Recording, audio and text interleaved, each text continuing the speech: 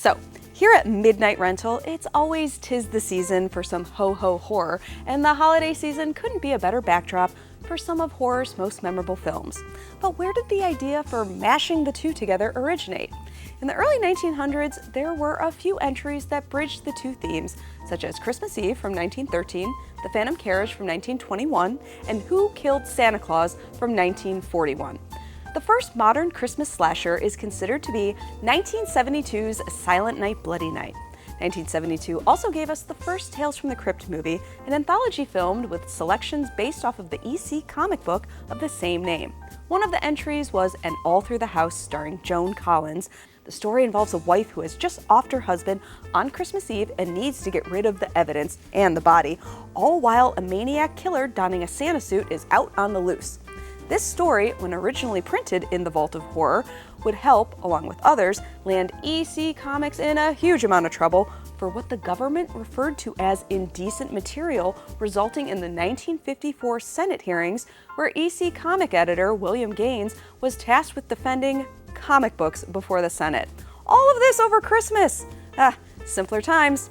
What came after was the development of the Comic Code Authority, ensuring strict guidelines comics were to abide by. Now, when HBO launched the hit anthology series Tales from the Crypt in 1989, And All Through the House was again adapted, this time by Back to the Future legend Robert Zemeckis, with the screenplay penned by Fred Dekker, who you know from Monster Squad, Night of the Creeps, and RoboCop 3. This version is an example of perfect television from start to finish, right down to Mary Ellen Trainor's scream. Naughty or nice?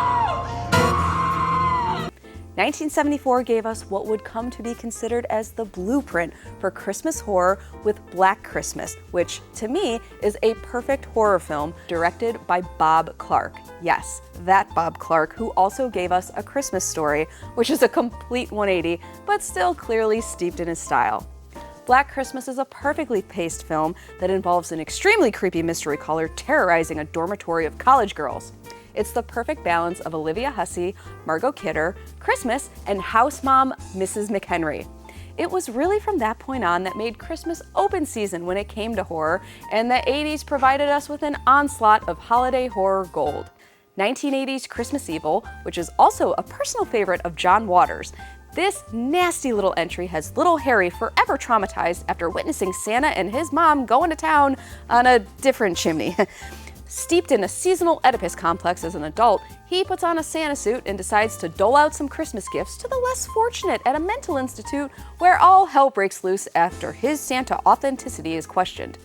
Now, while on the subject of Santa, we can't not talk about the most iconic and controversial franchise to grace holiday horror, and I am of course talking about the movie that started it all, Silent Night, Deadly Night from 1984. Little Billy Chapman witnesses his parents get murdered by a man in a Santa suit and winds up in an orphanage. Fast forward to adulthood, he finds himself working in a toy store and later donning a Santa suit himself and going on a rampage with an axe after getting extremely triggered. We've got a whole lot of blood, a whole lot of Mother Superior, and we've also got our girl Linnea Quigley in one of the greatest death scenes ever. Silent Night, Deadly Night 2 is arguably one of the most memorable sequels ever, and not just because of this scene. Garbage Day! Huh? No! But also because at least 50% of the movie is flashback scenes from the first film, making it hard to forget. The series would spawn 5 sequels, with the final starring Mickey Rooney, a loose remake in 2012, and an official remake hitting theaters this month. Don't Open Till Christmas from 1984 is another perfect entry in the holiday horror category. It's a British slasher whose title serves as a cautionary tale when it comes to presents. This time, it's anyone who has the misfortune of being dressed as Santa that appears to be the target of the mysterious killer. It also has one of the greatest MacGyver weapons we've ever seen a killer utilize.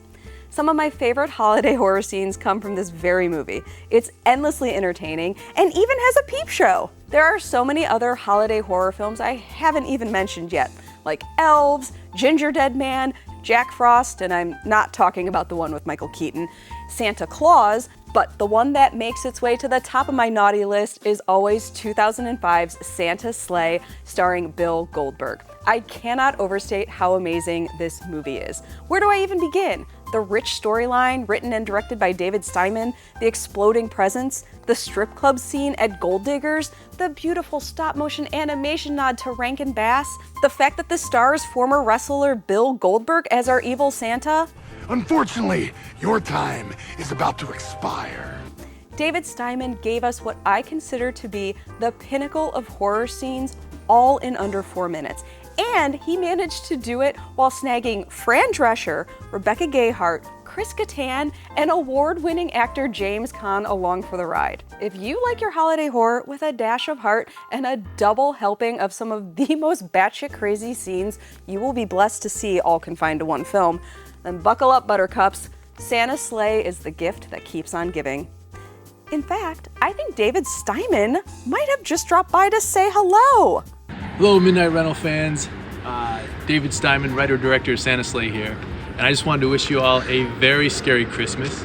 I hope you get all the holiday fear you want and that you make it on the naughty list. Thank you, David, you beautiful genius. Happy holidays, everyone, and remember, don't stuck your stuffings too tight.